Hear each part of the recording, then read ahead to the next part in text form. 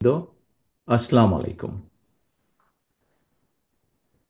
NDM প্রতিষ্ঠার পর এবারই প্রথমবারের মতন আপনারা ফ্যাসিবাদ মুক্ত বাংলাদেশে দলের প্রতিষ্ঠা বার্ষিকী পালন করছেন। দেশের প্রতিটি রাজনৈতিক দলের জন্য এ ধরনের পরিস্থিতি অবশ্যই অত্যন্ত গুরুত্বপূর্ণ এবং প্রত্যাশিত। আমি আজকের সম্মানিত সভাপতির সাথে একই সুর মিলিয়ে বলতে চাই, আগামী দিনে আর কোনো স্বৈরাচার, আর কোনো ফ্যাসিবাদ যাতে দেশ এবং জনগণের অধিকার কেড়ে নিতে না পারে, সেজন্য গণতন্ত্রকে প্রাতিষ্ঠানিক রূপ দেবার প্রক্রিয়া এবং পদ্ধতি প্রণয়ন এবং বাস্তবায়নের এখনই সঠিক সময়, উপযুক্ত সময়।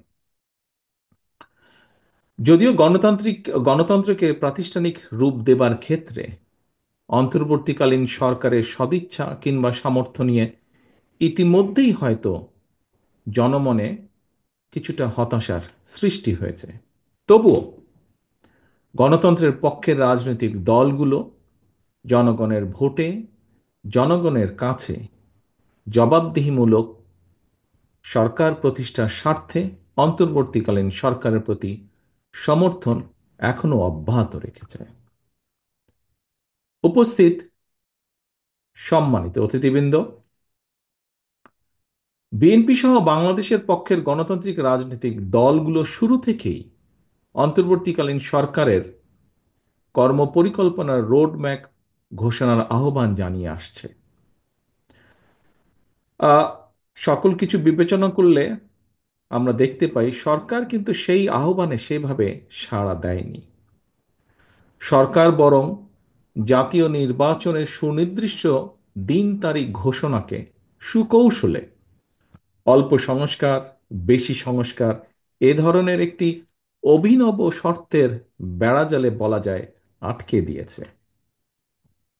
অন্তর্বর্তীকালীন সরকারের চিন্তা এবং কর্ম পরিকল্পনা সম্পর্কে জনগণ অন্ধকারে থাকায় কিন্তু দেশের রাজনৈতিক অঙ্গনে হয়তোবা অস্থিরতা বাড়ছে। প্রায় বিভিন্ন দাবি দাওয়া নিয়ে আমরা দেখছি প্রতিদিন বিভিন্ন শ্রেণী পেশার মানুষ রাজপথে জড়ো হচ্ছেন।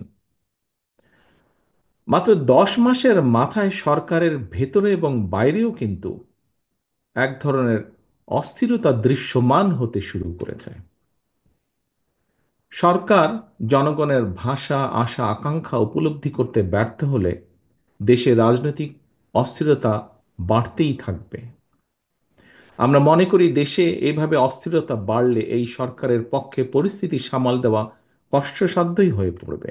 সুতরাং অন্তর্বর্তীকালীন সরকারের প্রতি তাদের সক্ষমতা সম্পর্কে আরও সতর্ক হওয়ার আহ্বান জানাই আজকের এই সভা থেকে।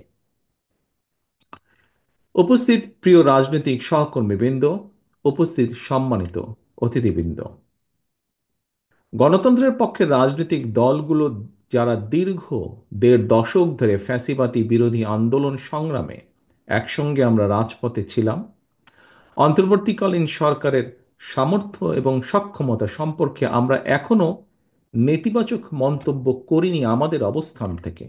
তবে আমরা চুপ থাকলেও কিন্তু জনমনে এই সরকারের সক্ষমতা নিয়ে কিন্তু প্রশ্ন এরই ভিতরে উঠছে এবং বহু মানুষ, বিভিন্ন শ্রেণী পেশার মানুষ কথা এরই মধ্যে বলছেন। জুলাই আগস্টের অভ্যুত্থানে হাজারো শহীদের রক্ত চিরতরে অন্ধ হয়ে যাওয়া কিংবা নাক কান শরীরের অঙ্গ প্রত্যঙ্গ হারিয়ে চিরতরে পঙ্গুত্ব বরণ করা মানুষের হাহাকার, হাসপাতালে চিকিৎসাধীন অসংখ্য মানুষের আর্তনাদ এবং ফ্যাসিবাদ বিরোধী জাতীয় ঐক্যের উপর ভিত্তি করেই বর্তমান অন্তর্বর্তীকালীন সরকার বা সরকারের নৈতিক এবং রাজনৈতিক বৈধতার ভিত্তি রচিত হয়েছে। অথচ অথচ জুলাই আগস্টের আন্দোলনে কতজন শহীদ হয়েছেন, কতজন আহত হয়েছেন, 10 মাসেও কিন্তু অন্তর্বর্তীকালীন সরকার শহীদদের এই সংখ্যা ও তালিকা চূড়ান্ত করতে পারেনি। সম্মানিত অতিথিবৃন্দ, অথচ এর বিপরীতে একটু যদি আমরা খেয়াল করে দেখি, আপনাদেরকে আমি অনুরোধ করব একটু গভীরভাবে খেয়াল করে দেখবার জন্য। খুব সম্ভবত 2023 সালের অক্টোবর থেকে আজ পর্যন্ত, এই মুহূর্ত পর্যন্ত যুদ্ধ বিধ্বস্ত গাজায় কতজন মানুষ শহীদ হয়েছেন, কতজন আহত হয়েছেন, এই মুহূর্তে যদি আপনারা গুগলে সার্চ করেন, সেখানে মোটামুটিভাবে হতাহত মানুষের সংখ্যার হালনাগাদের যে তথ্য, সেটি আপনারা দেখতে পাবেন বা পেয়ে যাবেন। অথচ এই মুহূর্তে একজন শিক্ষার্থী অথবা একজন গবেষক যদি জুলাই আগস্টের শহীদদের সঠিক সংখ্যা সম্পর্কে সঠিক কিছু জানতে চান, তথ্য জানতে চান, তারা কি সেই সঠিক তথ্যটি পাবেন? এ ব্যাপারে কিন্তু একটি বিরাট সন্দেহ বা প্রশ্ন রয়ে গিয়েছে।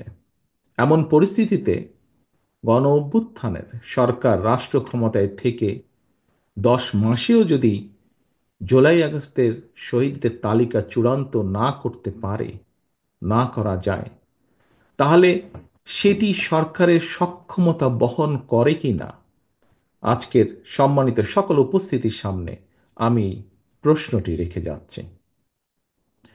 এখানে আরেকটি প্রশ্ন এসে দাঁড়ায়, সেটি হচ্ছে, সরকার কি তাহলে হতাহতদের ব্যাপারে উদাসীন, নাকি ক্ষমতার মোহে আচ্ছন্ন?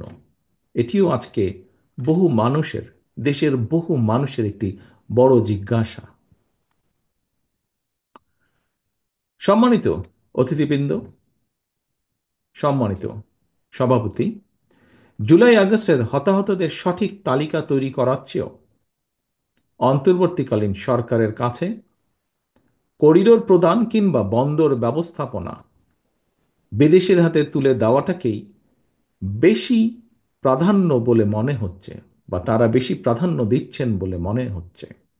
আমি একই সাথে এই ব্যাপারে সভাপতি সাহেব তার বক্তব্যে যা বলেছেন, তার সাথে একই সুরে সুর রেখে বলতে চাই, আমরা আবারও স্পষ্ট করে জানিয়ে দিতে চাই, করিডোর কিংবা বন্দর দেওয়া না দেওয়ার সিদ্ধান্ত অন্তর্বর্তীকালীন সরকারের অবশ্যই কাজ নয়।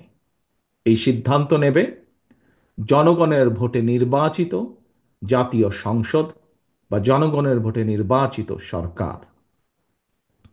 বর্তমান অন্তর্বর্তীকালীন সরকারের আইনগত এবং রাজনৈতিক বৈধতা নিয়ে হয়তো কোনো প্রশ্ন নেই, তবে এই সরকার কোনোভাবেই জনগণের কাছে জবাবদিহিমূলক সরকার নয়। সুতরাং অন্তর্বর্তীকালীন সরকারের কাছে জনগণের ভোটে জনগণের কাছে জবাবদিহিমূলক সরকার প্রতিষ্ঠাই প্রথম এবং প্রধান অগ্রাধিকার হতে হবে। সম্মানিত সভাপতি, সম্মানিত অতিথিবৃন্দ, সম্মানিত উপস্থিত নেতৃবৃন্দ, সরকার জাতীয় রাজস্ব বোর্ড এনবিআর এর সংস্কার শুরু করেছে।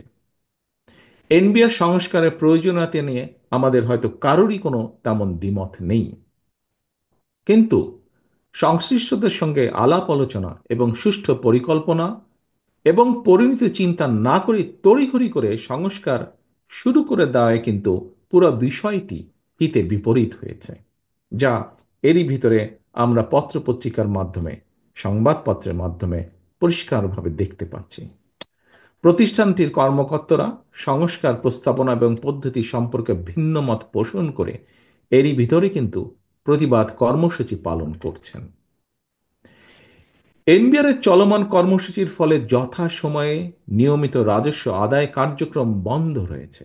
ফলে চলতি অর্থ বছরে হাজার হাজার কোটি টাকার রাজস্ব ঘাটতি দেখা দেওয়ার কিন্তু একটি বিরাট সম্ভাবনা দেখা দিয়েছে। অন্তর্বর্তীকালীন সরকার এখনো তাদের কর্ম পরিকল্পনার অগ্রাধিকার কোনটি, তাদের প্রায়োরিটি নির্ধারণ করতে পেরেছেন বলে কিন্তু মনে করার কোনোই কারণ নেই। অন্তর্বর্তীকালীন সরকার যাই বলুক না কেন, আমরা যদি খেয়াল করে দেখি, দেশে বিনিয়োগ পরিস্থিতিও কিন্তু আশাব্যঞ্জক নয়। সরকারকে আমরা দেখেছি ব্যাপক আয়োজনে বিনিয়োগ সম্মেলন করলেও কাঙ্ক্ষিত বিনিয়োগ কিন্তু আসেনি। দেশি কিংবা বিদেশি বিনিয়োগ পরিবেশের জন্য রাজনৈতিক স্থিতিশীলতা এবং স্থিতিশীল একটি সরকার অত্যন্ত গুরুত্বপূর্ণ। এ বিষয়ে এখানে উপস্থিত সম্মানিত সভাপতি সহ উপস্থিত অতিথিবৃন্দ কেউ দ্বিমত পোষণ করবেন না, আমি দৃঢ়ভাবে বিশ্বাস করি। সুতরাং শুধু জনগণের রাজনৈতিক ক্ষমতায়ন কিংবা জনগণের ভোট প্রয়োগের অধিকার প্রতিষ্ঠার জন্যই নয়, বরং একই সাথে দেশের অর্থনৈতিক উন্নয়নের জন্য দেশি বিদেশি বিনিয়োগ পরিবেশ নিশ্চিত করার জন্য জনগণের ভোটে নির্বাচিত জনগণের কাছে জবাবদিহিমূলক সরকার প্রতিষ্ঠা অত্যন্ত জরুরি। প্রিয় রাজনৈতিক সহকর্মীবৃন্দ, নানা রকম আলোচনা সমালোচনা থাকলেও গণতান্ত্রিক বিশ্বে কিন্তু শেষ পর্যন্ত রাজনীতিবিদরাই রাষ্ট্র পরিচালনা করেন। জনগণকে সঙ্গে নিয়ে জনগণের সঙ্গে থেকে রাজনীতিবিদ এবং রাজনৈতিক দলগুলো রাষ্ট্র পরিচালনার দায়িত্ব পালনের জন্য নিজেদেরকে প্রস্তুত করে থাকেন। এটি গণতান্ত্রিক বিশ্বের রীতি। সরকার কিন্তু কোনো একটি এলিট ক্লাব কিংবা কর্পোরেট প্রতিষ্ঠান নয়। সরকার অবশ্যই একটি রাজনৈতিক প্রতিষ্ঠান। এই রাজনৈতিক প্রতিষ্ঠানটির সঙ্গে দেশের প্রতিটি নাগরিকের সরাসরি অংশগ্রহণ নিশ্চিত থাকতে হবে।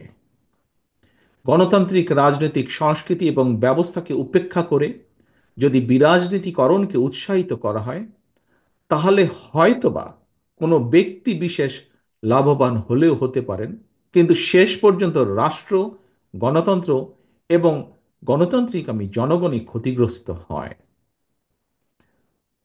প্রিয় রাজনৈতিক সহকর্মীবৃন্দ, একটি রাজনৈতিক দল রাষ্ট্র পরিচালনার জন্য ধীরে ধীরে কিভাবে নিজেদেরকে প্রস্তুত করে থাকেন, এর একটি ছোট্ট উদাহরণ আপনাদের সামনে আমি তুলে ধরে আমার বক্তব্যকে শেষ করে আনতে চাই।